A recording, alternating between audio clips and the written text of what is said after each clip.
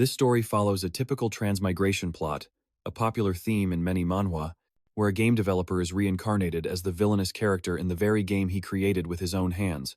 But before we delve into the plot, let's learn a bit about the game and the unfortunate developer whose fate in this new manhwa-like world is about to take a twisted turn. It's midnight, and Wujin has finally fixed the bug that had been tormenting him for weeks. He has just finished the game route for a side character known as Deulain, who is one of the bosses in the middle of the game and a named villain. He had countless bugs that Wujin had to fix because he needed to optimize the game in such a way that no matter which route the player chose, Deulain's death was inevitable. Just as he finishes working tirelessly to complete the task, his ex walks into the room. She is also the development team leader. Wujin had a good time with her when they were together, but their relationship grew distant as their personalities clashed, as he was a slacker who did nothing but procrastinate. She was a workaholic, so ambitious that she even helped him become a better person. However, their relationship ended in a breakup, and he ultimately couldn't change despite her efforts. 6 months later, he heard she had someone new by her side. Anyway, as she notices him working on Deulain, she casually drops a bombshell on him.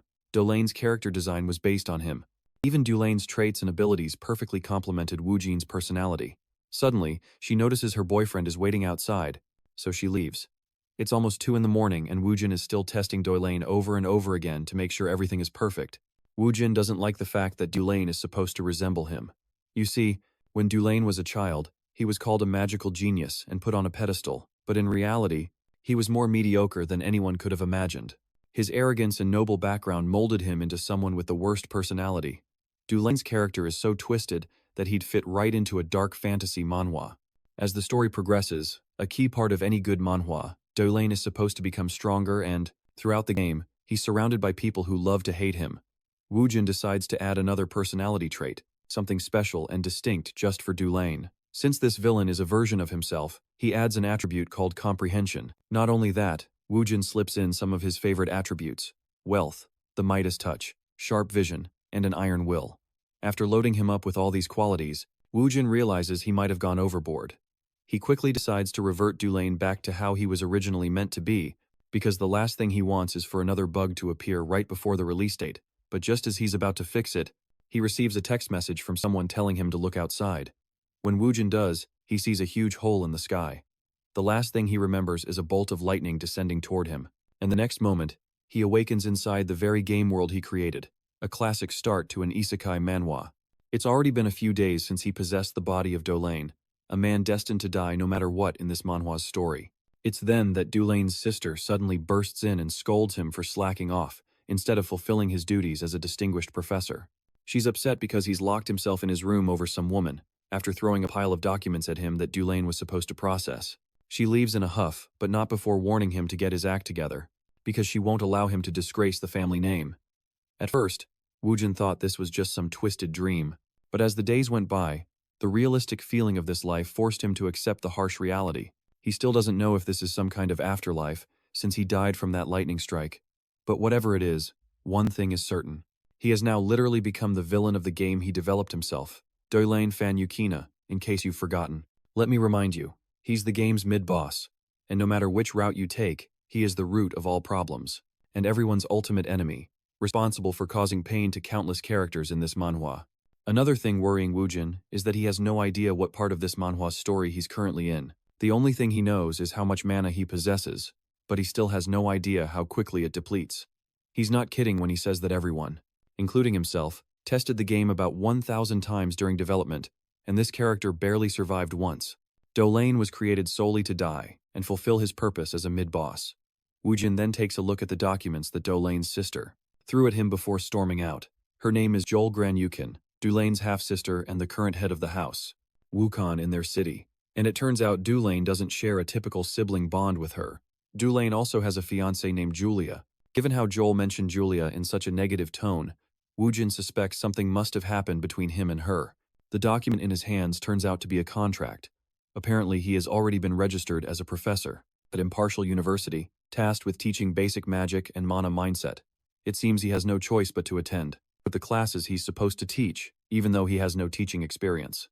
This opportunity also allows him to go out and gather information about the current circumstances of this world. A system notification, typical for manhwa like this, appears, flashing before him. showing that his main survival objective is to become necessary for the game. For the side quest, he must complete. Give a lecture at the university. If he completes the mission, he will be awarded 0.5 of the system currency. He remembers how the roots were. Deulain dies due to Joel's actions, and to avoid that, he gets up to fulfill his current mission, not to mention that the system currency will be crucial for his survival in this manhwa, although he's not entirely sure what topic he's supposed to lecture on. He figures he doesn't have to worry about it, after all. He has the comprehension skill, he added before being transmigrated into the game. This attribute helps him understand literally anything. The only thing he needs is a bit of mana to activate it. As he gets ready and changes into something more formal, he notices how drastically different this place is from where he used to live, yet at the same time, he moves around with complete ease, as if he had lived his entire life as Deulain. Under normal circumstances, he would have felt out of place wearing clothes like that, but now they feel elegant and comfortable, and it's all thanks to one of Deulain's attributes: intimidation, dignity, and aesthetic sense. It's as if Deulain will allow him to completely take over this body. Wujin doesn't even feel the need to say anything that would be considered rude.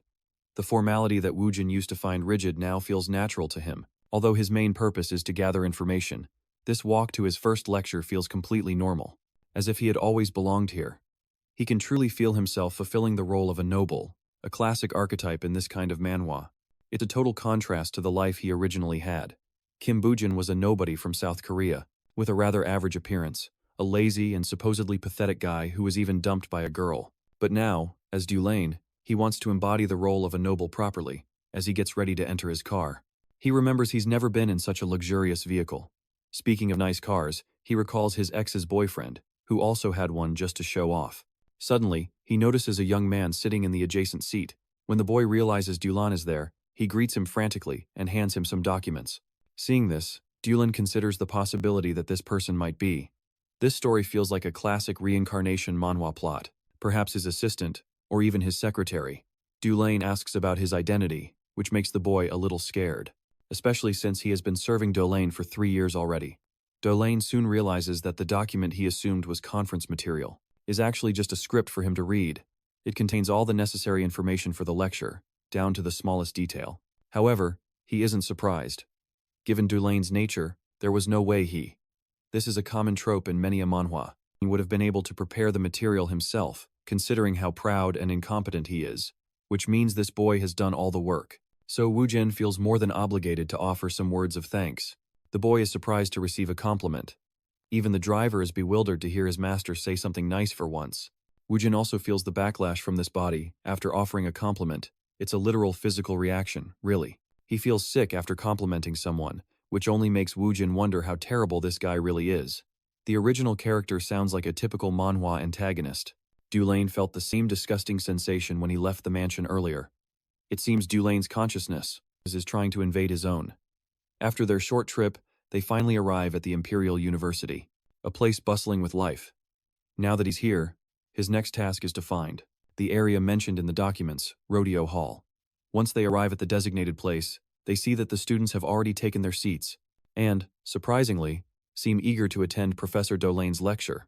This is a great setup for a Magic Academy manhwa. He is a master of spell interpretation, a talent that once earned him the title of child prodigy at a young age. Once our protagonist finally graces the class with his presence, he asks for their attention and introduces himself as Deulain von Granduken. He is there to lead the class as the head professor of the university's Tower of Magic. With the formalities out of the way, the lecture begins. The female students are completely captivated by how handsome and imposing Deulain is, but one particular student doesn't share the same sentiment. To her, Deulain is her father's enemy, nothing more than a piece of trash in her eyes, to understand why she harbors so much resentment. This new character adds a classic revenge plot seen in many manhwa. We have to look to the past. Nearly 3 years ago, her father took his own life. For many years, he dedicated himself to researching spell interpretation, but when someone plagiarized his thesis, he fell into complete despair, and ultimately chose death. The person who stole her father's life's work was the one everyone called a genius in spell interpretation, and that despicable person was Deulain. With the loss of her father, she was powerless to do anything, eventually losing everything, including her family's home and estate. Becoming an orphan with no place to call home, she made a vow, a promise to get her revenge on that man, a classic manhwa trope. To fulfill that promise, she fought her way into the Empire's Royal University, where Deulain is a professor. While other students may not know the truth, she is determined to expose the fact that his supposed skills in spell interpretation are nothing more than a stolen fraud, achievements that rightfully belonged to her father. She can't stand seeing him occupy a position that was meant for her father, but as much as she wants to expose him immediately, she knows she must remain calm, because the only way to bring him down is to meticulously orchestrate her revenge, just like in a gripping manhwa plot. Deulain once again commands the room's attention, introducing himself as the head professor of the Magic Tower and a mage, monarch who controls the elements. With that, his lecture begins, starting with an explanation of the fundamentals of magic, its 3 main attributes and 9 types. Attributes are the origin and source of magic, while elements are the materials that compose objects. The 9 types include summoning, spirits, destruction, support, enchantment, manipulation, malleability, sorcery, and finally harmony. As Wujin continues the lecture, he realizes this job is much easier than he initially thought, a common surprise for a protagonist in a manhwa. It's his first time teaching and he's not familiar with magic theory, but even though he's just reading from a script, he understands everything perfectly. Not only that, but Deulain's natural presence and commanding grace have the students hanging on his every word. Even his elitist mannerisms, like holding their interest with eye contact, feel natural rather than oppressive. Perhaps the original Deulain really does possess the qualities of a great teacher. We then return to the lecture's content, diving into the manhwa's magic system and how mana usage varies, depending on where it is stored in the body. Mages typically store mana in their heads, as it's the easiest place to visualize spells. Knights store mana in their hearts, allowing them to channel it through their blood vessels. Lastly, there's the inner core, which combines internal and external mana, making it the most universally effective storage method in this manhwa world. In simple terms, hard work is important, but if someone lacks talent, they must choose one path and focus on it. Speaking of focus, Wujin reflects on how Deulain's talents aren't that impressive either. His current mana is only around 3,500. To understand how small this mana pool is, consider this classic manhwa power scaling. There's a mage whose base mana is at 30,000, so Wujin finds it quite ironic that he's lecturing students on something he should be applying to his own life. In any case, he concludes the lecture, but there's still one particular line he's hesitant to say. He's certain that if he were the original Deulain, a typical arrogant manhwa antagonist, he would never have read this sentence. And he asks if there are any students who want to ask questions. It seems the students were completely absorbed in the lecture, a common sight in an academy manhwa, so there are no lingering doubts about the class topic. Even Deulain feels relieved that there are no questions, but just as he thinks this, that same student who holds a grudge against him stands up. She recalls an event from the previous night where a mysterious spell was discovered in the dorms. It's presumed to be the work of the devil, but she wants to hear Deulain's opinion on it. Before she asks her question, Deulain can't help but call her out on her lack of ethics. She was supposed to state her name and affiliation before asking any questions, and he isn't willing to answer someone who doesn't even know the basic rules of classroom etiquette. That said, he starts to leave. Not because he cares about etiquette, but because he's in no condition to answer her question. After all, his comprehension skills consume a large amount of mana, and he currently only has 2,000 remaining out of the 3,375 he originally had. Just understanding the script cost him 1,300 mana, so he's not sure how much mana it will cost him to learn about a spell he has never seen before. Meanwhile, the students snicker at how she made a fool of herself, a classic manhwa trope, believing she was trying to get the professor's attention, but it backfired on her. The poor girl feels humiliated by the professor's words, but she keeps trying, hoping to get an answer from him. According to her, the Magic Tower refuses to analyze the situation, believing it's just a rumor, but if it's Professor Deulain, she's sure they could find out what kind of magic was used. She casts a spell herself and asks Deulain to interpret it. Left with no choice, Deulain examines the spell, which instantly costs him around 1,700 mana. She reveals that several new students remaining in the dorm are analyzing it, but they couldn't find any clues, so she hopes the Professor Deulain will at least take a look at it. Without hesitation, Deulain declares that it's barrier magic, and his sudden answer surprises her. He continues to elaborate that it's a sorcery-type barrier spell, a plot point worthy of a mystery manhwa, which means the caster of this spell intended to trap everyone in the dorm. Now that he has answered her question, he dismisses her, telling her not to press the issue any further. As the side quest has been completed, Deulain collects the reward coin he was promised. The scene then cuts to the cafeteria of the university's Magic Tower, a typical transition in this manhwa, where we once again meet that girl eating without much concern for etiquette. By the way, her name is Erin. The only reason she asked that question was to expose that Deulain's spell interpretation skills are a lie, but instead she became the clown, and the humiliation she endured was devastating. She's still convinced that Deulain didn't know what he was talking about, a classic misunderstanding in many a manhwa, and just said the first thing that came to his mind. You see, sorcery magic is extremely difficult, and most spells require parameters, so for Deulain to call the spell sorcery magic without mentioning any parameters seems like a stretch. What she showed him was a copy directly from the unknown magic circle that was drawn on the dorm's main door the previous night. While everyone was initially amazed by the unknown spell, it quickly became research material for the new students, a great plot hook for this manhwa. So she knew from the start that Deulain was lying, making up the claim about the spell. It was sorcery magic, but then one of her friends runs up to her to inform her that the magic circle on the dorm's front door from yesterday is in fact a barrier spell, and they found out after a collective investigation. Basically, what Professor Deulain said about that spell was actually true. A key plot point in this manhwa. Eren is in complete disbelief, refusing to accept that it was actually barrier magic after all.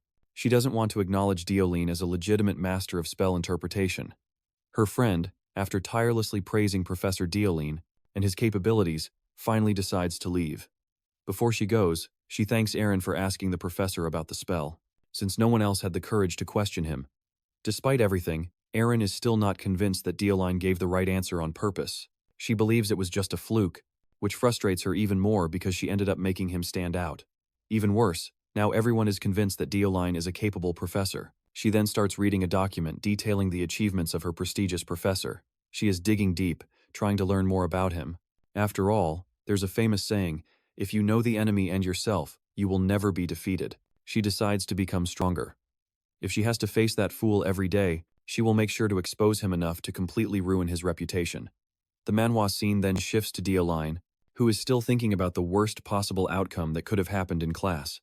You see, the moment he looked at that spell, his comprehension ability activated automatically. Just looking at the magic circle with its tangled lines and intricate structure was enough to drain all of his remaining mana and, most importantly, even after sacrificing all that mana, he couldn't understand what the spell really was. Even if he had twice the mana he has now, he wouldn't have been able to comprehend the principles behind it. But for now, he's relieved that everything in this manhwa has worked out in his favor. Just as he continues walking, his path is suddenly blocked by a woman dressed in knightly white armor, with white hair and light eyes.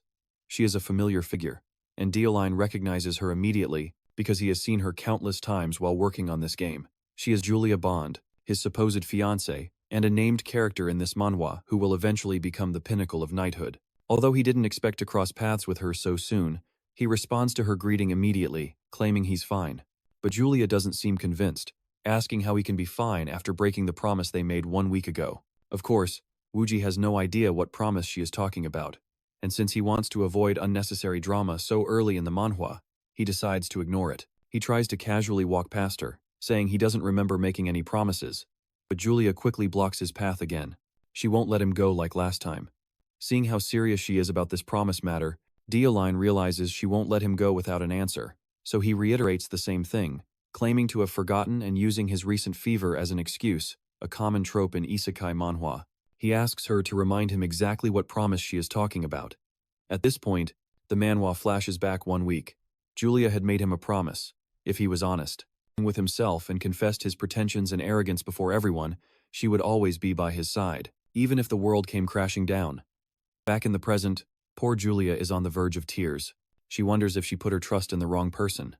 With a disdainful expression, she turns away, giving him permission to leave.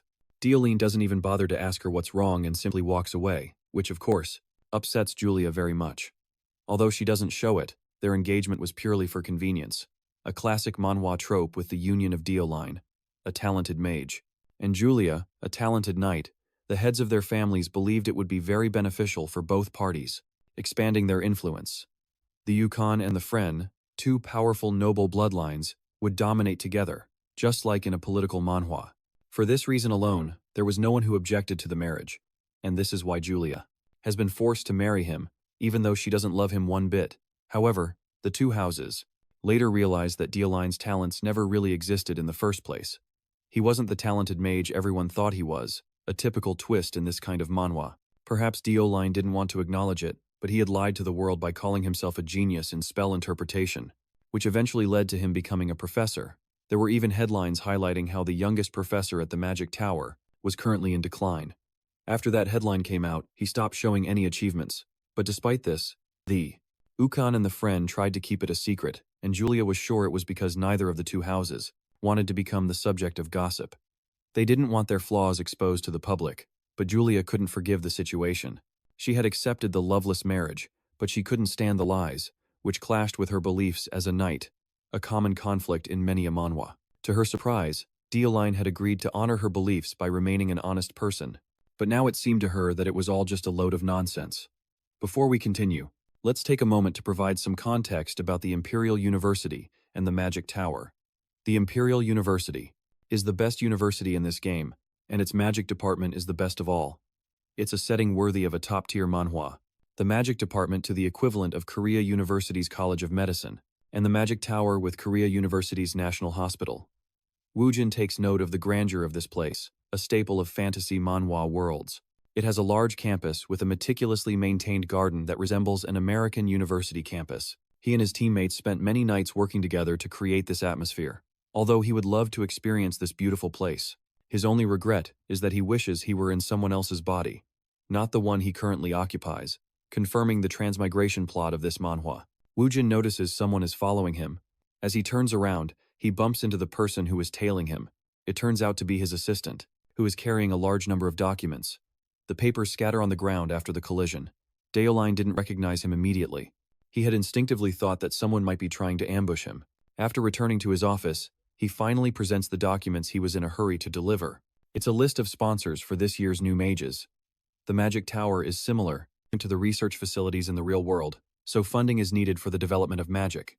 The professors of the Magic Tower sponsor new mages they deem worthy, while Deulain reviews the profiles of each candidate.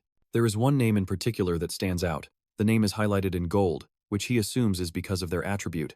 This attribute is known as Wealthy Tycoon, which allows him to attract wealth and become an exceptional financier with an incredible intuition for profitable ventures. The more information provided, the more accurate his intuition becomes. Then there is another attribute known as Sharp Sight. This ability allows one to visually perceive attributes, mana points, and similar elements. It is mainly used in conjunction with other traits rather than on its own. The reason why Deulain can identify this promising candidate is due to the combination of his two attributes, Wealthy Tycoon and Sharp Sight. It is now clear that people whose names shine with this golden light are sure to bring him wealth. There are a few others like this, but one name stands out above all others. That name belongs to none other than Erin Luna, the very girl who is actively seeking his downfall. To think that Deulain's abilities have led him to see her as the most promising candidate for prosperity, even though she is determined to destroy his career. Deulain recognizes her as one of the main characters of the game, a classic setup in any manhwa. According to the developers, the only information he knows about her is that she lost her father due to Deulain's actions. He also realizes that Erin seems to have no sponsors for some reason. When he asks Alan about this, his assistant reveals that everyone is cautious when it comes to her. Well, it's no surprise. After all, no one wants to anger Deulain by sponsoring someone who could become his enemy. However, there is something commendable about Erin. Despite not attending the academy and learning magic through self-study, her talent speaks for itself. The potential in her is limitless, much like a typical manhwa protagonist. However, Erin Luna is his enemy, or rather, he is her enemy, as he is responsible for her father's death. If things go as they did in the original game, Deulain knows he could end up dead, as he is destined to die in the game. He also possesses the attribute Villain's Fate, which ensures that everyone hates him and wants to see him dead, a common curse in many a manhwa. However, anything or anyone that fails to kill him ultimately makes him stronger. In the game, Deulain dies in countless ways, such as by sword, poison, or assassination. The method may change, but the result is always the same: death. The only way you can survive is to make different choices, choices the original Deulain would not have made. With that in mind, he finally decides to sponsor Erin. After signing the documents, he tells Alan to deliver them. He also gives him instructions to lend her some books that he will mention later. As he sits alone, Deulain reflects on how many resources he needs to survive. From what he knows, many of the deaths that await him can be avoided with money alone.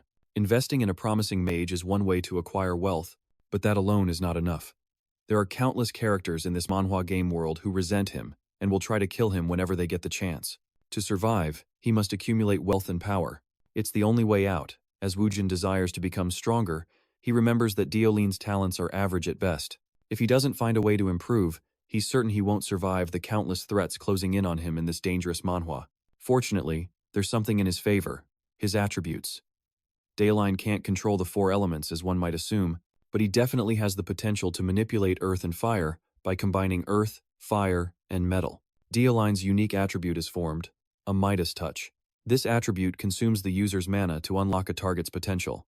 Deulain's talents for manipulating metal also allow him to use key-controlled levitating blades, although it sounds grand. These key-controlled blades are essentially just telekinesis at their core. However, in this manhwa's world, telekinesis isn't widely known or understood. If Deulain learns basic manipulation magic, he can compensate for his lack of raw power by manipulating metal objects.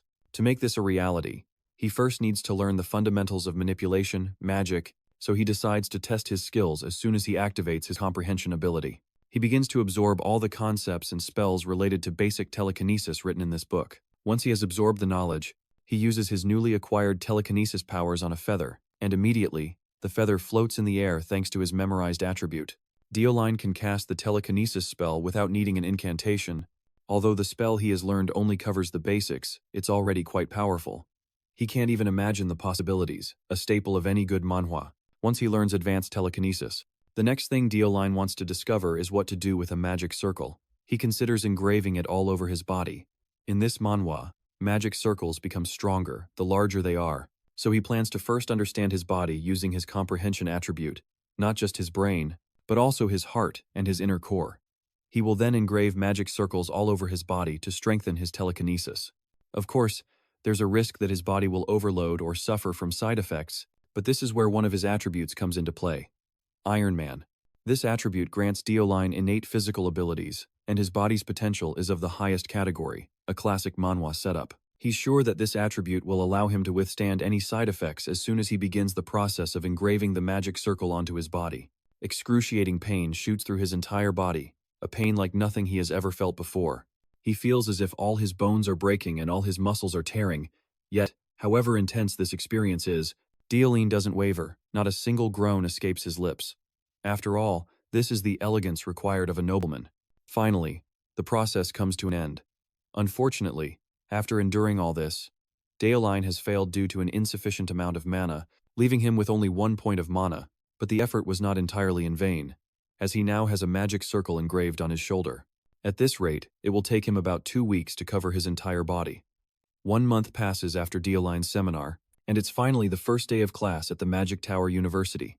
All the students are gathered in a remote area, waiting for their first lesson. A nearby announcement board contains a message from the professor.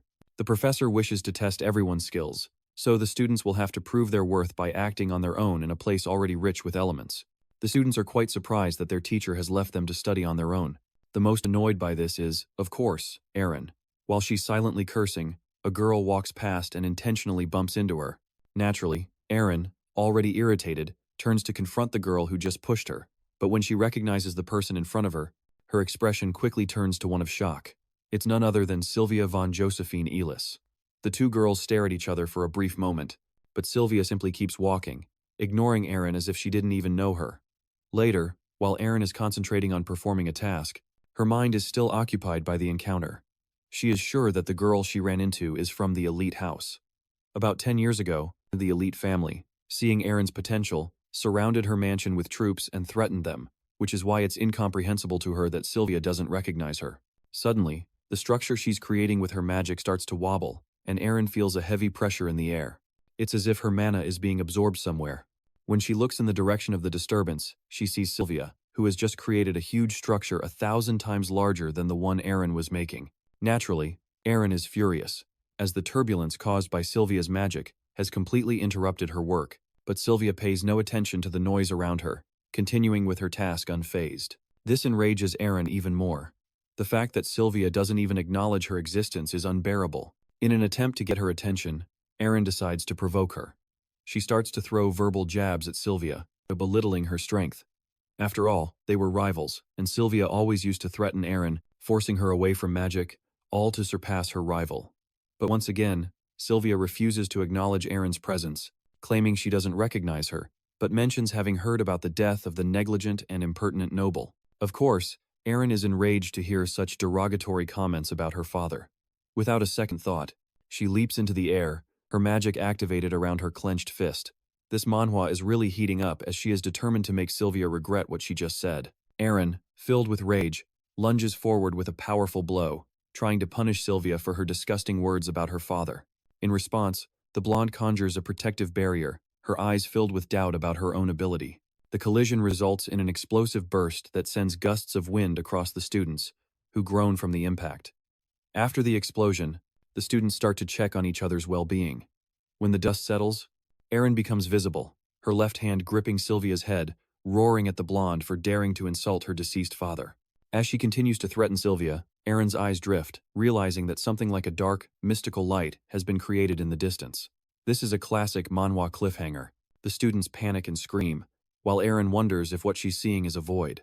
It's the same place where their manas previously collided, causing a rupture, in the space that is now engulfing everything around it. Realizing the void is at risk of causing an explosion, the students become even more alarmed and try to flee. Even Erin understands the risk of the situation. The explosion could send fragments of metal flying everywhere like shrapnel, inevitably spelling doom for everyone. The black ball that devours space continues to engulf everything around it. Erin does her best to contain the magic with all her might. Suddenly, she no longer hears its sound or feels its weight, as if the void had stopped on its own. When she opens her eyes, an imposing man dressed in elegant noble attire is standing in front of them. It's their professor and he has just saved their lives. The sudden appearance of Deulain is shocking, but what's even more surprising is the fact that he stopped the fragments using ice magic in an instant, a feat you'd expect to see in an action manhwa. After that, Deulain left his students speechless as he displayed telekinesis magic to control the ice fragments. The scene itself left his students with an impression of the beauty and wonders of magic. Erin understands the use of enchantment magic in this case. However, even she couldn't help but be captivated by the mesmerizing spell before her eyes. Once the fragments were controlled, the professor spoke, ending the lesson and directing a fierce gaze towards Sylvia and Erin. Deulain tells everyone to leave, except for the troublemakers responsible for creating the situation. Erin's face says it all. It's the definition of, this is going to be interesting. The plot of this manhwa thickens. In the next scene, we move to the interrogation room, where Deulain awaits the arrival of the other professors, namely Rin and Relin, who are the professors from the Department of Spiritual Studies and the Department of Support Studies. Beside him is a woman, the university's president, Adeline Say-Elan. With all the professors seated, they now prepare to interrogate with curiosity the daring student who tried to take down a lady from an elite house. It turns out that Erin is classified as a nobody, to the point that they discriminate against her worth based on her nameless origin. Of course, the situation was averted thanks to Deulain's intervention, impressing all the other professors. Reflecting on it, Deulain understands the outcome that will arise from this disciplinary meeting. It's obvious that the daughter of one of the most influential families will be seen as the victim, while the fallen noble Erin, a mere commoner in the university's eyes, will be seen as the responsible villain. Therefore, Deulain feels the need to get involved and change that perspective. After all, ever since he laid eyes on Erin, he could feel flashes of scarlet energy coming from her body. It's as clear as day for a villainous character like him, an attribute called the villain's destiny. Basically, when everyone wants you dead, something shady is in the works. And if he can't influence the outcome soon, her inevitable death will draw ever closer, a fate many manhwa protagonists face. The official meeting to conclude Erin and Sylvia's fate begins. Rin is the first to yell at Erin for senselessly getting involved in a conflict and endangering the safety of many students. It was only thanks to Deulain's personal intervention that nothing serious happened. In response, dejected as she is, Erin states she cannot mention the reason for her attack. This kind of evasive response is seen as an offense by the professors. But right now, all Erin can think about is hiding her intentions, so that her target, the despicable Professor Deulain, doesn't know she's after him. Sylvia's provocative words run through her mind. But even if that's the truth, she can't risk saying anything in front of her sole target. That's why Erin is willing to endure discomfort and pain for the sake of her long-term plan, just like a determined manhwa protagonist. Reincarnated yells at the girl again, questioning if she has some kind of inferiority complex. He reminds her of their difference in status as a noble and a commoner. Then Sylvia is asked to speak. She also tries to cover up the matter and makes an excuse, saying she was responsible for accidentally destroying Erin's work, which led to an argument. This presents her as an innocent person in the eyes of the disciplinary committee, which makes it seem even more irrational that Erin took the initiative. The professors continue to interrogate Erin, questioning if she has anger management issues. Rin even goes as far as to recommend expelling the student entirely, refusing to let it go with a simple warning. At this moment, feeling isolated from the professors, and not receiving a single word of support, Eren feels alone and cold. In this manhwa, all fingers are pointing at her as the culprit. The professors see her as responsible for everything, every insult and scolding thrown her way, and the worst part is that she can't utter a single response in return. With her father dead, the poor girl is all alone. The world has closed in on her, blaming Professor Deulain, whom she points to as the object of her blame for her own mistakes, which is an emotional response typical of a child. Adeline finally speaks, concluding that every professor thinks the same as the next. Before gesturing to make a decision, she wants to hear Deulain's version of the situation. With his clear voice, he makes a request to the chairwoman. It is at this moment that Eren believes her life is over.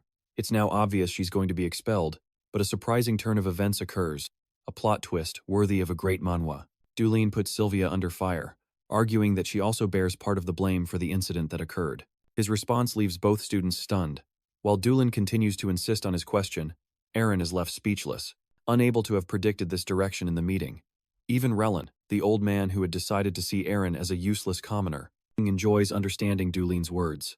Our guy argues that Sylvia was well within her rights to act and prevent the incident from happening, but chose not to.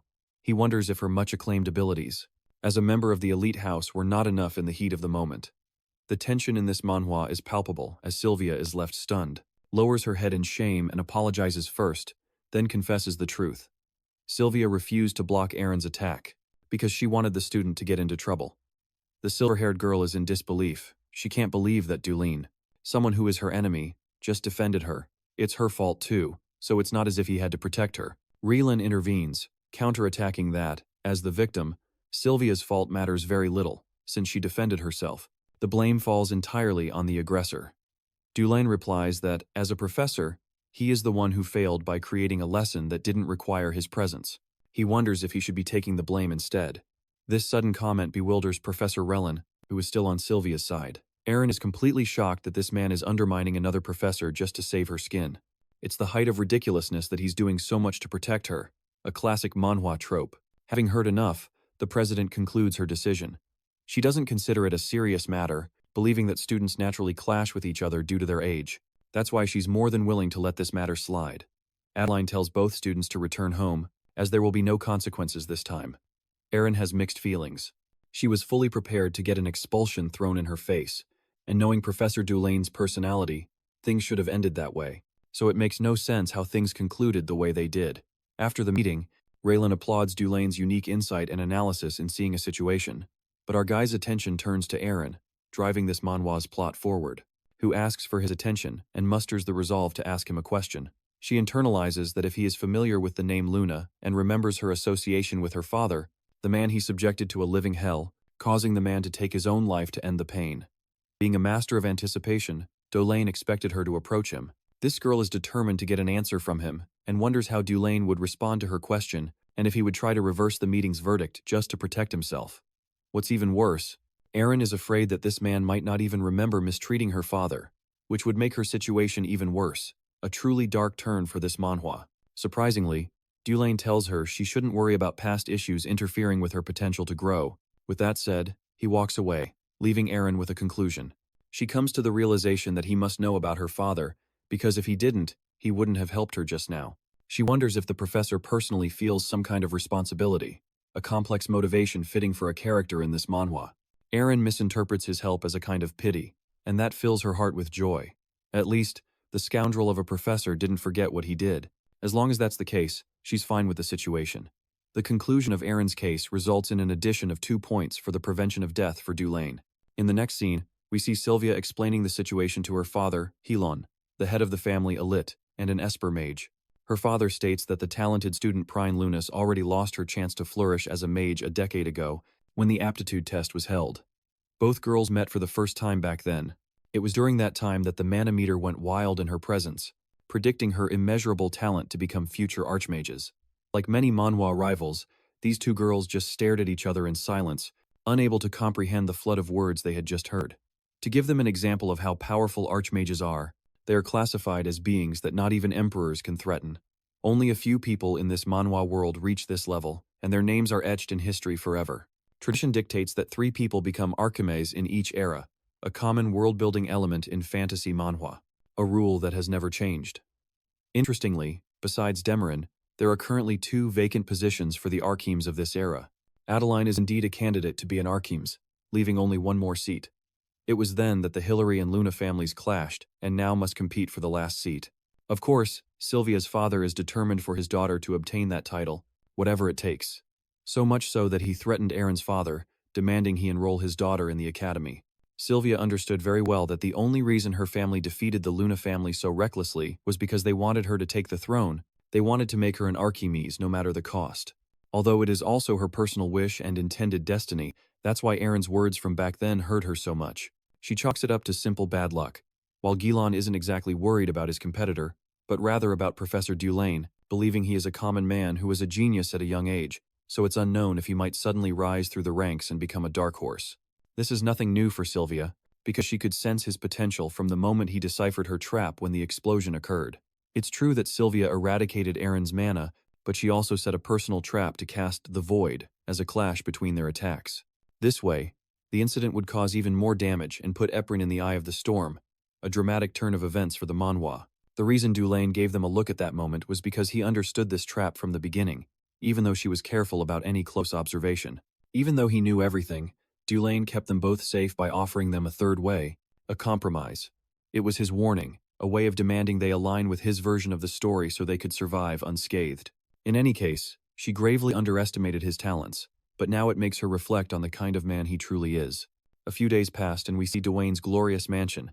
This man is living the Bruce Wayne life with all the luxury.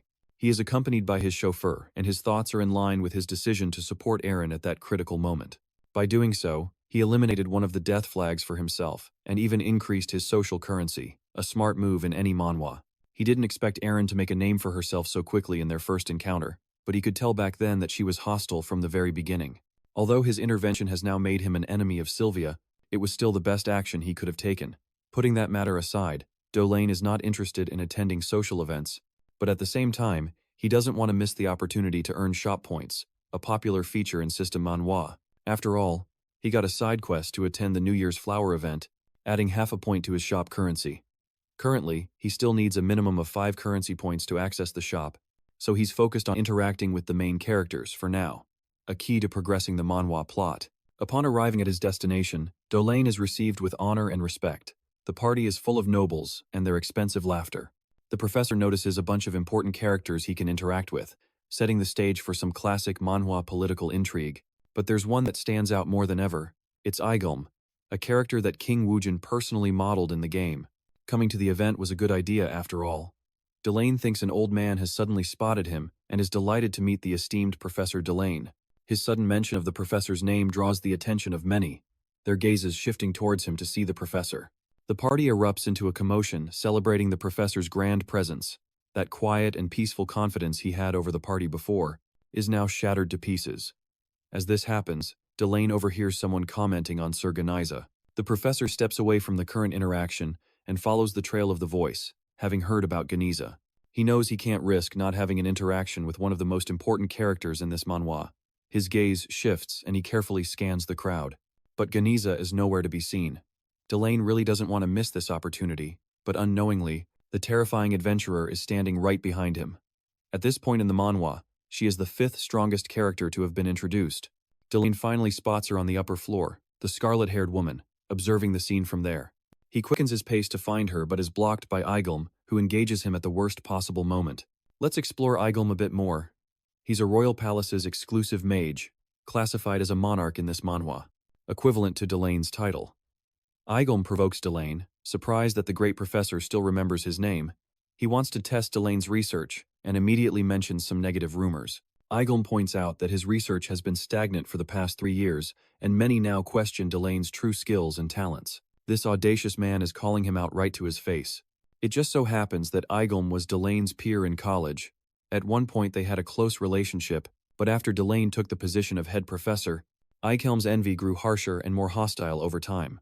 Although the original character in this manhwa would have been annoyed by Igulm's provocative comments, our guy is as cool as a cucumber, refusing to respond on impulse. Besides, the rumors only mention the truth. so he doesn't care. Deulain's attention is also drawn to a surprise when he notices his target, Geniza, is no longer there. The poor man wanted to achieve one goal for the day, and it was ruined by this endless chatter. As he keeps walking without stopping, Deulain curses in annoyance, even calling him a piece of rotten cheese. Deulain moves on without another word and quickly moves to locate Geniza, fearing she might leave the event even before he can introduce himself. His plan is in shambles. As we speak, his sudden disappearance from the event makes a lot of people wonder where he went. Deulain really wanted to finish off the rotten cheese right then and there, but he restrained his response because of the people around them. To his surprise, Geniza calls out his name. She's right there, standing right next to him. She's curious to know if he came looking for her. It's true that Deulain found her unexpectedly, having escaped the clutches of those people at the event from the gathering. Still, her reaction makes him wonder if these two have met before in the manhwa's past. The Scarlet Adventurer lets out a laugh at his response, as he confesses that he simply got lost. Geniza points out his little lie and knows that he was searching. She apologizes for ruining their previous mission and even asks him to let the matter go. It's now confirmed that they had a relationship previously based on commissions. The adventurer apologizes again for not having recruited a talented child under her wing. It was because of her personal attachment that she ruined the mission, refusing to hand over the child. Now, of course, our boy is curious about the context of this discussion and has come to understand Deulain's decisions. He was going to use a talented child to do the research in his place and uphold his reputation. Interestingly, Geniza asks a question. She asks sensitively, "How long are you going to keep up the facade and continue being as you are?" Her careful choice of words gets him thinking. This is a common trope in this kind of manhwa. It's true, making many enemies and losing the trust of the people in his life, even going as far as to harm others for his personal fame. But now, the current Deulain has made a decision, confessing that he is going to live a different life. Intrigued, Geniza is surprised. She fully expected him to fly off the handle and attack her for that statement. Of course, since she was reckless and acted on her own during the mission, Kim Wujin, who is possessing Deulain's body, is quite surprised that this audacious professor would go so far as to try to attack one of the strongest people around. At that moment, this proves the reckless audacity of the villain, a classic archetype in this kind of manhwa. Although he doesn't know much about Deulain's past relationship with Geniza, he knows for sure that this woman could annihilate him without any effort. Two of her most outstanding attributes are an invincible body and being a martial arts master. You can only expect her to go completely crazy after having those stats. She is one of the few adventurers in this manhwa who has reached the peak of her physical stats. Now, because Kim Wujin is possessing Deulain's body, there was no moment of hiring assassins to do the job for him, because if that had been the case, Geniza would already be dead. While he has this reflection, Geniza wonders if this guy hit his head or ate something bad, and since she can't pinpoint his strange behavior, Deulain has already achieved his goals for Howie, so he hurries to leave the discussion. Geniza is quite surprised and wonders if it's true that he won't send anyone after her. Looking back at her one last time, the calm professor comments that it would be beneath him. This girl is literally left so stunned that she can't even speak. Returning to the hall, Deulain internalizes that he could easily use Yukin's power to pressure the adventurer using the guild. However, doing this would only increase the variables of his death, a constant threat in this manhwa. Being death variable. The guy didn't expect to be killed that night. This means that the conversation from before could have ended very, very differently. Even a simple social event is raising death flags above his head, a classic manhwa signal. Poor guy. The scene changes to Tolle and an adventurer who is related to Julia. The talented knight is sitting there annoyed, clearly disoriented and in a bad mood. Vi realizes what must be causing her sour expression, so she boldly asks if Julia has made any progress with her fiancé lately. Just hearing that makes Julia's body flinch, and she clarifies that she's referring to Professor Deulain, since there were rumors circulating. Recalling his annoying response from their meeting, Julia doesn't hide her frustration, stating that their relationship is in the mud. Only this time she confessed it out loud in a surprising turn of events, a classic manhwa trope. The man of the hour appears, only to leave. He sees her, but he's already on his way out, despite being known for loving social events. He didn't even spare a glance for his fiancée, which makes people wonder if he has a bitter relationship with Julia. This adds more rumors about him. Deulain's early departure from the social event raised several questions, all leading to a single theory. They think it was because he and Julia had a fight. But of course, not even the game's developer, Kim Wujin, could have predicted this manhwa-like plot twist. A week has passed since he attended the social event. This man has been working out, checking out his damn muscles while doing pull-ups. In addition to his usual memorization and telekinesis training, he introduced physical training into his routine to increase his stamina. It's mainly because he almost died experimenting with something crazy just a few days ago. This guy was on the floor coughing up blood in his miserable condition. Any normal mage would have died from what he did. The only reason he survived was thanks to his Iron Man attribute. After encountering Graniza, he tried to engrave fire control alongside his telekinetic powers. This would help in his metal manipulation. Overall, he wanted to enhance his core magic for his telekinetic ability, a common goal in many a battle manhwa, cutting down the time needed to learn additional magic. However, this method was extremely reckless, even for him, and only after experiencing the incredible pressure on his body did he feel the need to dedicate some time to training. That's how he developed a workout routine, just like any good manhwa protagonist. By the end of his routine, this guy looks like David Lade with his aesthetics. With his morning training finished, it's time to head to class. The scene jumps to Professor Deulain's office, where we see Alan handing him a message from the Magic Spire. The sender is classified as someone of high rank. Upon opening the message, Deulain learns that there will be an audit hearing in 6 months regarding his research. They just want him to prepare some documents for the hearing in that time. Of course, this is problematic because it means Deulain's research is under fire and being questioned for being delayed. The problem with Deulain's role is that he's always been classified as the main professor in the game's eyes. It's crucial for him to maintain his professor title, a key plot point in this manhwa, because the moment he loses it, his hopes of returning home for good will also be lost. Right now, he's going to rummage around and find anything worthwhile in his lab. Deulain enters the room, which is a complete disaster, a scene straight out of an action manhwa, as if it had been attacked somehow. The place is a mess, and if Deulain frequented the lab often, there would be no way he'd keep it in this horrible state. A particularly disgusting place that looks like it's from a horror manhwa. It seems out of place, which raises the question of whether he was trying to hide something. You can't be sure, but Deulain believes it's a good way to test the waters and see what's going on. Thanks to his telekinesis magic, he didn't have to get his hands dirty. Navigating through the trash, he grabs a book and opens it. It seems Deulain encrypted his life's work to ensure it wouldn't be stolen. Be that as it may, our boy can easily use his comprehension skills to bypass this problem. Thanks to that, it can cast a brilliant golden light, suggesting the importance of his incredible research. Thanks to his attributes as a wealthy tycoon and his keen insight, he can tell this book is definitely valuable. Despite that, the research seems incomplete, with many pages torn out from the middle and left unfinished. But even with all its flaws, it's shown once more, hinting at the research's relevance. Surprisingly, Deulain finds a pendant with a photo of Eren, Luna, and their father. This helps him put the pieces of their relationship together.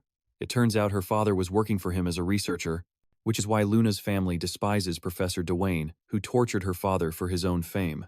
It's because of Deulain that Eren has had a brutal life, a tragic backstory often seen in a manhwa. But now things will be different. He has made the decision to complete the research. With the help of his comprehension ability, and, right after completing it, he will add her father's name as a contributor to the research as a co-author. The scene shifts to one of the university cafes, where some of the commoners have decided to band together as their own group, supporting each other in times of need.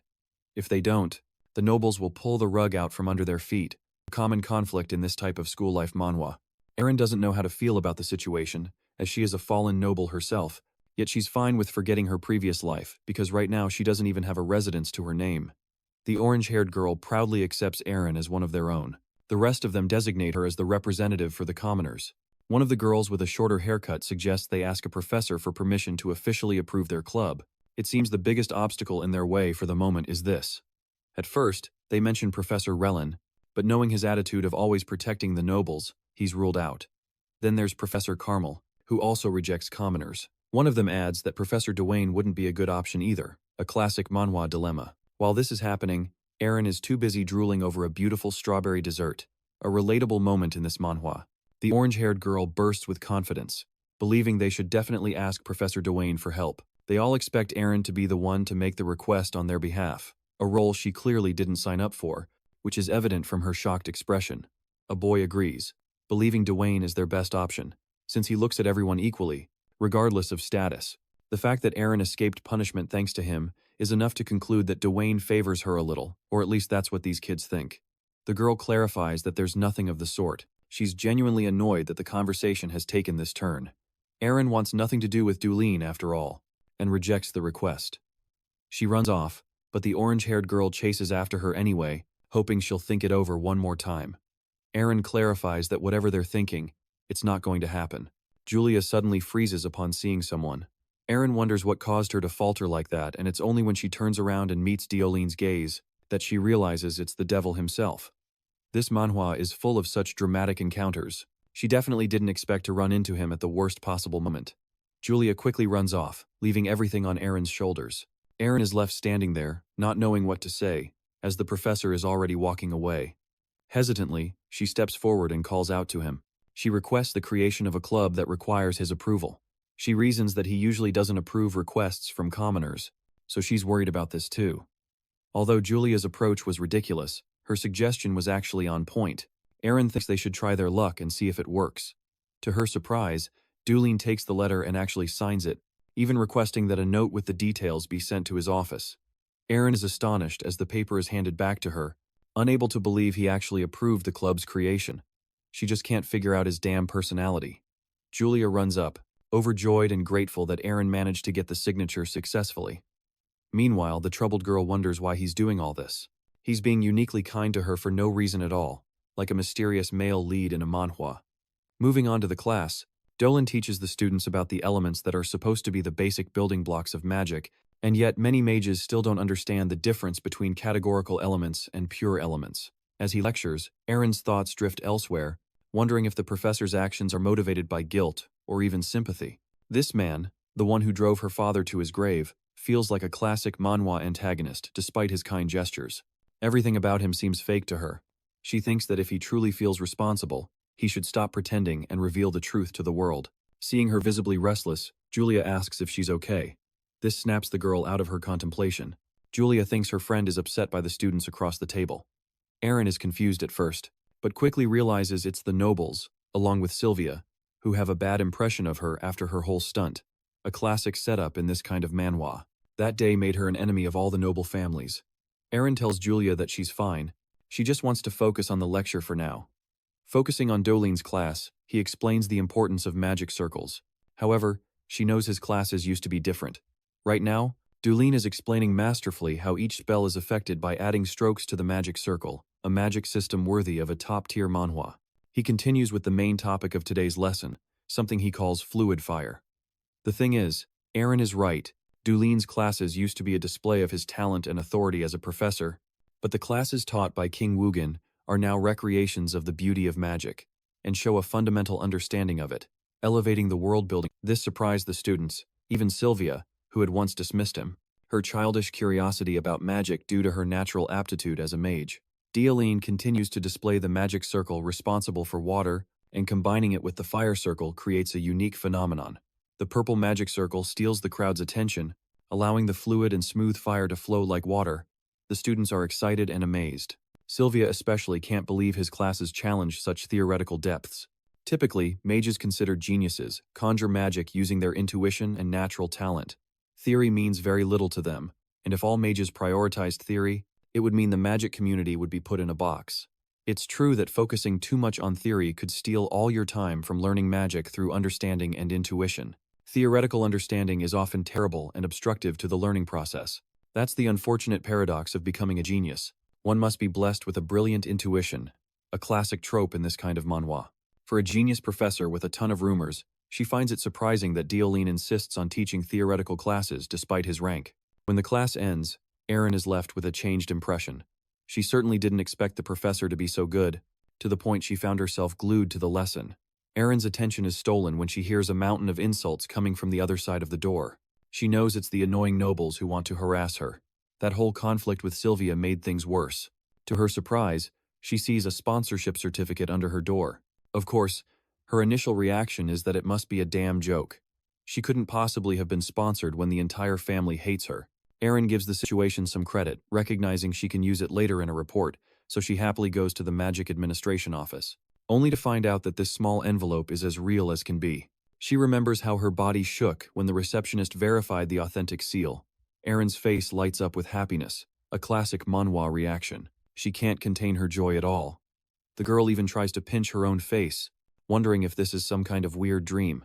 Then she fearfully checks her surroundings, afraid that someone might have noticed her reaction.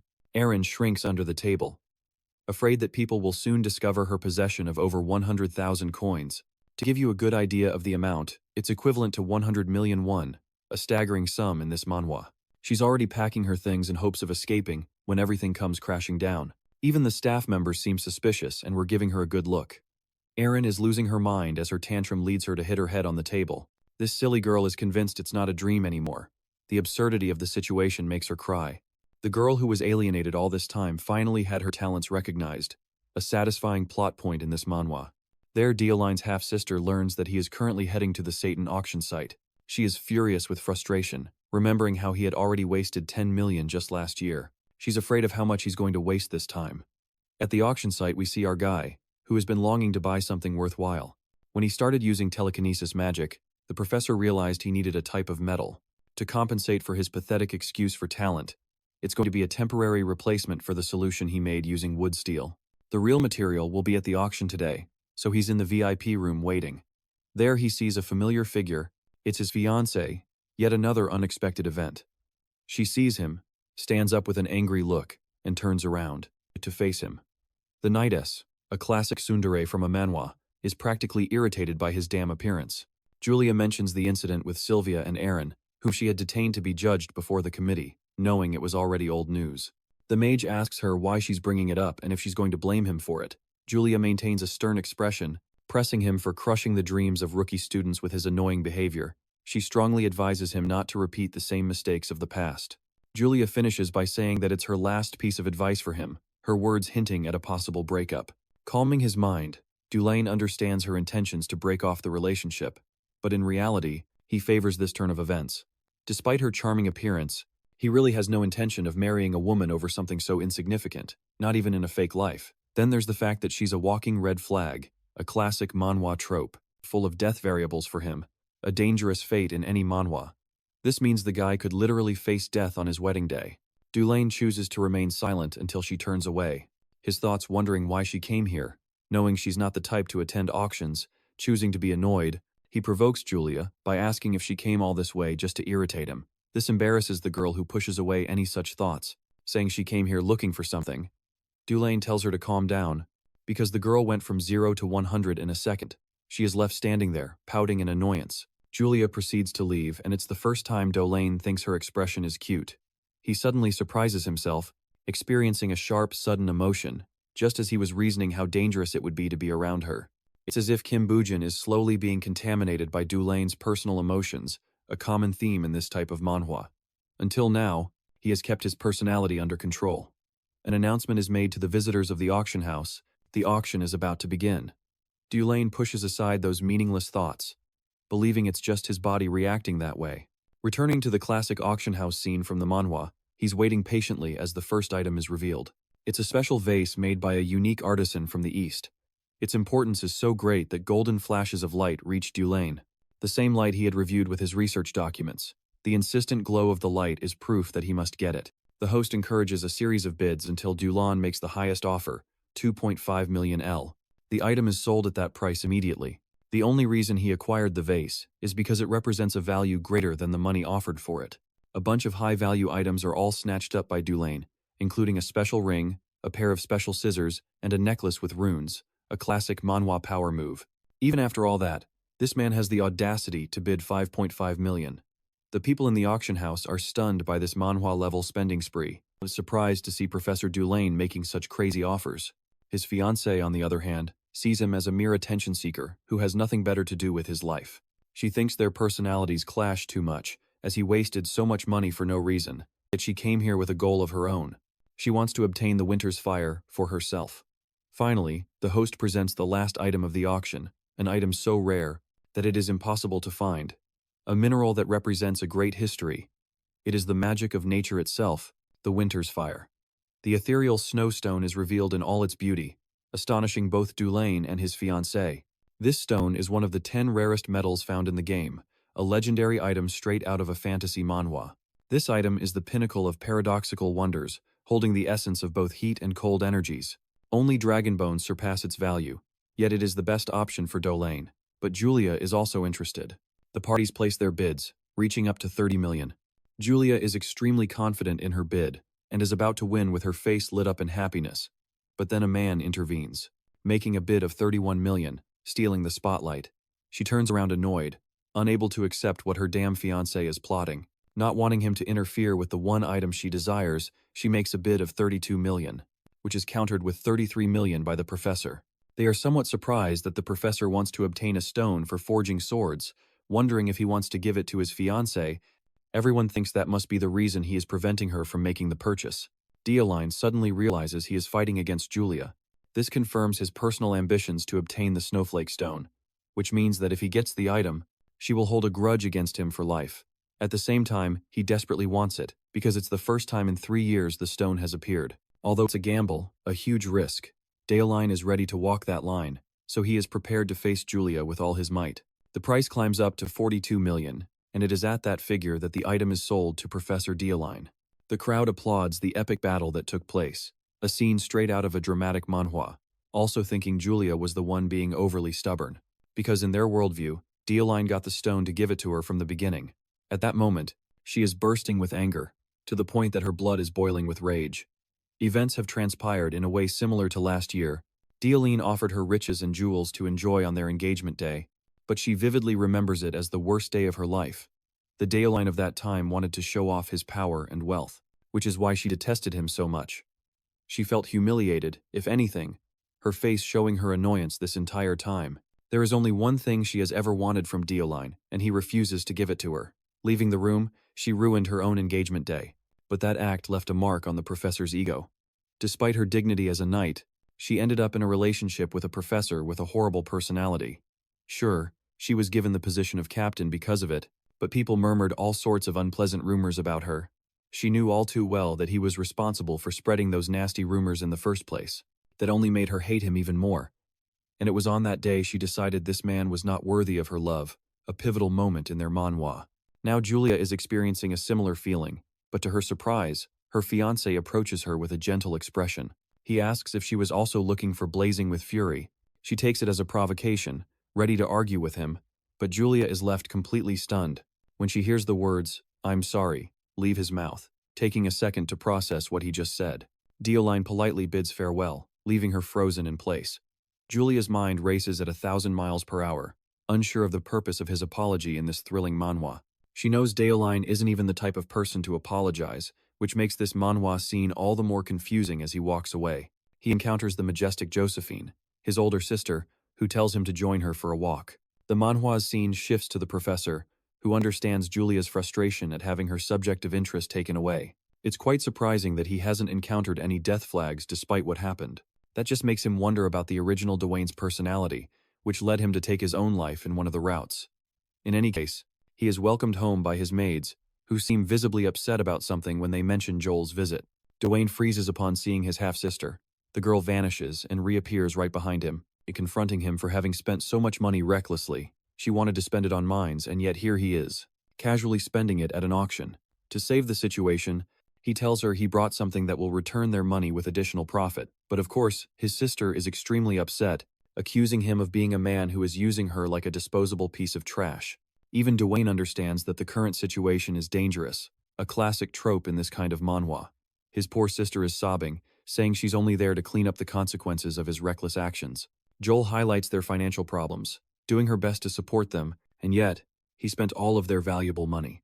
Her aura shifts to a red tint, her voice taking on a serious tone, branding him as a man who gambled away all the money that rightfully belonged to their estate. Deulain is on high alert from the pulsating and dangerous aura of his sister. His villain's destiny attribute, a common power system in a fantasy manhwa, activates upon seeing the danger, which means he is close enough to a near-death experience. There's also a golden light coming from her aura, leading him to understand that if he doesn't do something about it, he is destined to die, and if he intervenes, he could gain great benefits. Basically, it's a hidden opportunity within a catastrophe. Of course, Deulain knows perfectly well how to handle the situation. He tells Joel not to worry, which is, generally speaking, the worst way to handle the situation after what she just said. She roars at him with her worries, highlighting every problem she went through, the struggles she faced, all because of her ungrateful brother. In response, Deulain tells her that she didn't have to suffer through all of that. Joel points to him as the reason they lost so much money after their parents' death, and the fact that he blew 150 million in a single day is no joke to make her shut up. Deulain surprises her with a declaration. He's willing to hand over the position of family head to her. She stops in her tracks, unable to comprehend what she just heard. Deulain reiterates his point, confirming that he will do exactly as he said. Joel goes from nearly killing him to now being bewildered by his comment. Deulain even states that he's willing to swear an oath if she refuses to accept his words. Joel is shocked that he's willing to go as far as taking a dangerous oath, risking his life just to keep his word. She doesn't know where all this is coming from, even wondering if he got a concussion along the way. Her brother is unfazed by her disbelief. Joel inevitably agrees, though she's ready to put him in his grave if he doesn't follow through on his words.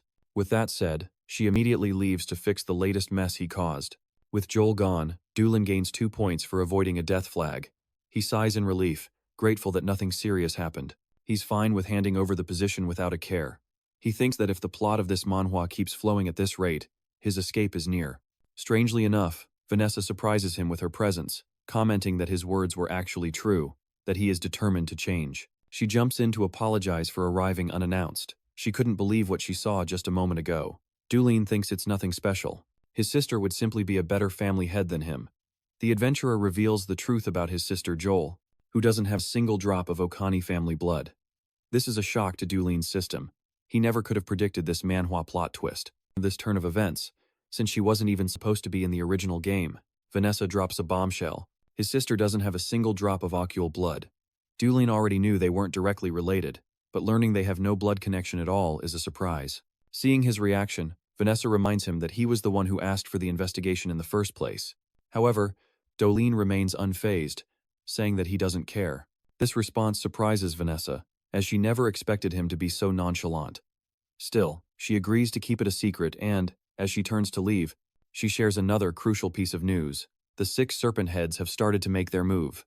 These individuals, major villains in this manhwa, lead a notorious criminal organization, and each of them has $1 million bounty. Before jumping out the window, the adventurer stops to warn Deulain that the 6 serpent heads are after the item he bought at the auction, and that he should be more careful with it. She disappears into the night. As for the revelation about his sister, Deulain is unaffected by it. It's a classic manhwa trope where, for him, nothing changes. After all, he isn't the real Deulain, and whether she's biologically related or not, he will always consider her his family. Meanwhile, in the forest, Vanessa and her men are sitting around a campfire, discussing the recent change in Deulain's attitude. She seems flattered by his words, but one of her men teases her, pointing out that she's always had a soft spot for handsome manhwa protagonists, which makes her opinion biased. Vanessa, now furious, threatens to slice him to pieces. As the argument escalates, Dai, an adventurer and Julia's relative, expresses her surprise at Deulain's human side. Dusting herself off, Vanessa confirms the change and assures everyone that they no longer need to look for a magic slave for Deulain. She suggests they go back and instructs the group to keep everything they've heard today a secret. With that, they activate the teleportation magic, disappearing into the sky with a bright flash. The next day, inside the Imperial University's magic tower, Declan navigates the system shop, a familiar sight in any progression manhwa, and comes across an attribute, a level 1 attribute that enhances both mana output and its quality. However, it costs 101, and although he now has access to the shop, he lacks the necessary currency to buy anything. The shop only allows purchases of skills using store currency, which is limited by level, and each time he gains access, the cost of skills doubles. Declan understands that he can't afford to rush or waste this opportunity. He has been carefully integrating his training into his routine, but he recognizes that his physical strength is insufficient. To improve, he needs better mana quality, which will allow him to train more effectively. He requires 4 more store currency to make the purchase, and decides to find a way to get them quickly. While considering his next move, Alan arrives looking worried. He hands Declan the latest edition of the Wizard's Daily, and upon glancing through the pages, Declan sees a wanted notice for a man known as the Mage Slayer Lockhart, a villain straight out of a dark fantasy manhwa, who has been seen lurking around the area. Declan is well aware that the Mage Slayer poses a serious threat to mage players, a common conflict in this type of manhwa, and has already started to appear. However, since he is no ordinary mage, he isn't too concerned. Rather, he sees this as a valuable opportunity to earn store currency and secretly hopes to run into him. Looking at Alan, Declan reassures him, saying there's no need to be afraid, and instructs him to head to the library and wait there. Then, he suddenly asks Alan if he wants to become a teaching assistant. The unexpected question leaves Alan completely stunned. He can't believe Declan would recommend him for such a position, especially when he has always criticized his lack of talent. As Alan bombards him with questions, Declan simply tells him to shut up and hands him a bracelet engraved with the Yukine emblem. Overwhelmed with emotion, Alan thanks him, while Declan, ever the calculating Manhwa protagonist, considers how useful Alan's skills will be for organizing documents and handling small errands in the future. He doesn't want him to leave, especially since many who resented Declan's cold nature have already drifted away. But Alan has remained loyal, handling everything without complaint.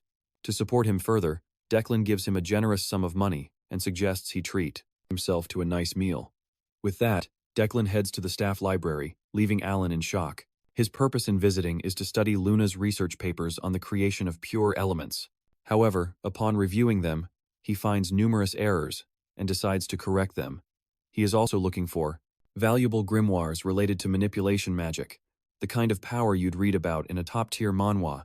As he walks through the library aisles, his gaze lands on Sylvia, who is browsing the books. She shouldn't be there, as it's a staff-only library. 10 minutes earlier, Sylvia had been searching for study materials in the executive reading room, a space typically reserved for faculty members. The librarian, initially reluctant, is overruled by the professor, who grants Sylvia access, citing her status as Aladdin's successor, the rookie mage of the year. With no other choice, the librarian allows her to browse the books freely. Sylvia, whose passion is studying literature and languages, has come specifically to find a novel written in FNL, the language of the fairies, a tongue from an extinct race, which makes such books extremely rare. This rare opportunity is precisely why she has entered a place normally off-limits to her. As Deulain approaches, Sylvia doesn't notice his presence until he confronts her directly, questioning why she is in the executive reading room. He warns her that he might call a disciplinary committee on her again. Surprised, she recalls the rumors about Deulain's aversion to libraries and wonders if he intends to summon the disciplinary committee. She explains that she received permission from Professor Relin to be there, as she was looking for a particular document. Deulain quickly realizes that both the professor and the librarian have disregarded the school's regulations and, in his opinion, everyone involved should be reprimanded. Just as Sylvia processes his words, he takes the book she is holding and immediately recognizes it as a novel by Ethel. He questions her ability to read it, though he acknowledges that isn't the main concern. Sylvia defends her interest in literature and languages, but Deulain lets it go for now, warning her that any future unauthorized infractions will result in disciplinary action. He advises her to have someone else check out books on her behalf, rather than relying on her family's influence. As Deulain walks away, Sylvia seethes quietly, feeling humiliated by his words. Sylvia only wanted to understand the fairies, but Deulain had challenged her ability to read the novel, citing inconsistencies in the actual language. However, he didn't make a big deal about her unauthorized presence. Meanwhile, in the jungle, a group of adventurers navigates a dense forest while hunting a magical beast, a scene straight out of an action manhwa. Deulain observes them, noting their steady composure despite it being their first practical training session. They are on the Mountain of Darkness, a place of great importance and strict security for the Magic Tower. These forests, a classic manhwa setting, also serve as a training ground near the university, known for its abundant magical resources. However, the area is also very dangerous due to the presence of poisonous creatures, which has led the Magic Tower to implement protective barriers and constant patrols. Professor Relin is concerned because the position of Towerhead overseeing this area is currently vacant. To everyone's surprise, Deulain volunteers for the position, earning the approval of his colleagues. As he takes charge, another professor silently acknowledges that this is how a leader should act. Internally, Deulain is driven by a side quest notification, a classic manhwa trope, the darkness of the Magic Tower, which offers shop currency and an additional achievement reward. A mysterious pull draws him toward the mountain, likely the true reason behind this mission. This quest signals a major shift in the manhwa, turning it into a horror experience. As the Towerhead is decided, everyone begins to pack and prepare for the adventure. 9 hours later, at the cafe near the Magic Tower, Epline and her friends are enjoying snacks, celebrating their achievement of reaching 100,000 coins. Enthusiastically, she offers to treat them. The conversation drifts to the anticipated approval of their club and plans for their first meeting. Her friend mentions a recent training session on the Mountain of Darkness, where 50 participants volunteered, despite a few setbacks. Suddenly, a scream cuts through the air, followed by a tremor. Rushing outside, they see someone running and yelling for help. Julia hesitates, feeling something is wrong, and yells for Erin to stop, but she keeps running. After a short distance, Epline stops, turns around, and is shocked to see her friend has disappeared. Disoriented, she finds herself in an unfamiliar place, completely separated from her friends. Remembering the person who had been calling for help, she spots a figure and calls out, but as she gets closer, she quickly senses danger. The person lets out a horrifying scream, revealing a monstrous form straight out of a horror manhwa. Now certain she is being attacked, Epline prepares to fight.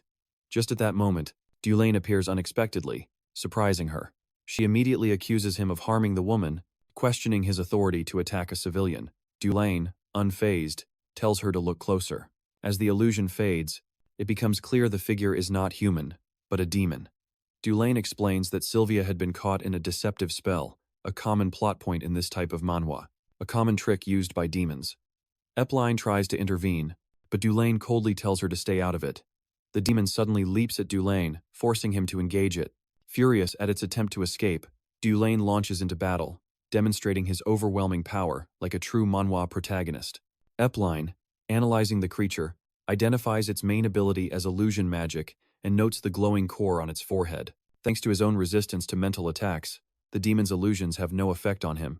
Deulain's blood boils with rage, a result of his inherited Yukin lineage, a classic power system in this kind of manhwa. This bloodline not only purifies the surrounding mana and improves its quality, but it also heightens the user's aggression. The ancient legacy of the Yukin line, feared for its relentless pursuit of demons, comes alive within him. Deulain, fully embracing his instincts, vows to destroy the creature. His fury mounts as the demon monstrously attacks him with all its power. Meanwhile, Deulain has just completed the side quest, earning currency from the store and officially defeating his first demon. With the Ukula attribute now unlocked, he calls the creature filthy before finishing it off. However, upon closer inspection, he is disturbed by its appearance. A realization hits him. This demon's presence is not random. It is a sign that the game, the very world of this manhwa, is progressing, even without a player. The next day, at the university building, Epline wakes up disoriented and terrified, screaming as she finds herself in a hospital bed. The nurse beside her asks if she is awake. Epline vaguely remembers being in the forest, but she struggles to recall specific details. The nurse informs her that a demon had appeared on the Mountain of Darkness and that she had been caught in its illusion, which caused her to lose consciousness. She was found and brought to a safe place. To her frustration, she learns it was Professor Deulain who saved her upon looking at the clock. She asks what day it is, only for the nurse to shock her by revealing she's been unconscious for 36 hours. It's now Wednesday, which means she's already late. Seeing her two friends, Erin rushes to class, arriving just in time. Her friend, relieved to see her, expresses her concern, explaining that she visited the clinic while Erin remained unresponsive. As they settle in, they find out that today's lesson will be a special class. Moments later, Deulain enters accompanied by Alan, who is carrying a box. Erin, confused, wonders about his identity. Without hesitation, Deulain announces that this is Alan, who will be assisting him as a teaching assistant. The students are shocked by Deulain's decision, as he was known for teaching alone. Many speculate that becoming his teaching assistant could be a way to boost one's resume, though with Deulain that seems unlikely. Erin is reminded of her father, who despite his skills couldn't secure a teaching assistant position at 30.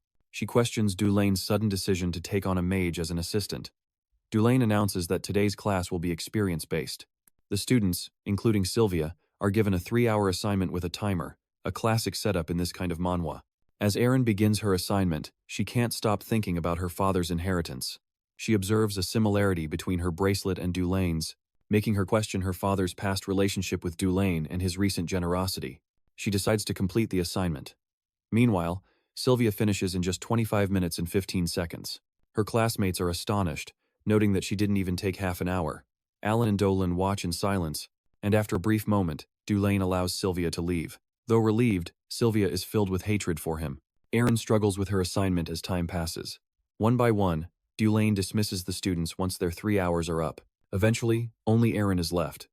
She knows she has failed and bangs her head on the desk, trying to think of something. Remembering Sylvia, she realizes she not only failed to surpass her but was also the only one who didn't complete anything. At the end of the class, she calls herself a fool for being unable to finish such a simple task.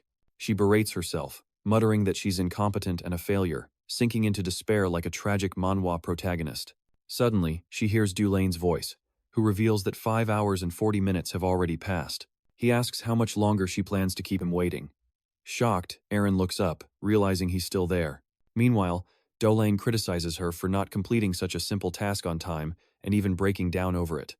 This manhwa is really putting her through the ringer. He tells her that it doesn't matter who mocks her, who surpasses her, or even if someone she detests stands before her, she must remain cool and logical at all times. He declares that with such a weak mentality, she will never reach his level. His disappointment is palpable as he turns and walks away. Aaron is left there, stunned and hopeless. The room is empty, and the clock continues to tick. She slams the table in frustration. Recalling Dwayne's harsh words about trusting her, refusing to accept them, she repeats his words to herself as her frustration mounts. A green power flares from her bracelet, her aura surrounding her, fueled by determination and rage, a classic Manhwa power-up scene. She declares that she will do it no matter what it takes. Meanwhile, Dwayne reflects on recent events, on Prine's training. Although he dedicated considerable effort to it, he believes it was necessary. She must become stronger for the challenges that lie ahead. The appearance of a demon on the Mountain of Darkness is a sign that the main quest of this manhwa is about to begin during the upcoming era of overwhelming evil. Characters with strong moral alignments will emerge, including a much stronger Prine. Right now she lacks mental fortitude and a true sense of a mage's responsibilities, but Dwayne anticipates that she will overcome these weaknesses and grow into a formidable force, one that could threaten him. However, Dwayne, a firm believer in self-reliance over fate, is confident that he can prevent it. He refuses to let a newcomer surpass him. Aaron leaves the classroom, pausing briefly, and then runs to Deulain's office. There, he presents the results of his magic assignment. Deulain notes that it took him 6 hours and 25 minutes to complete.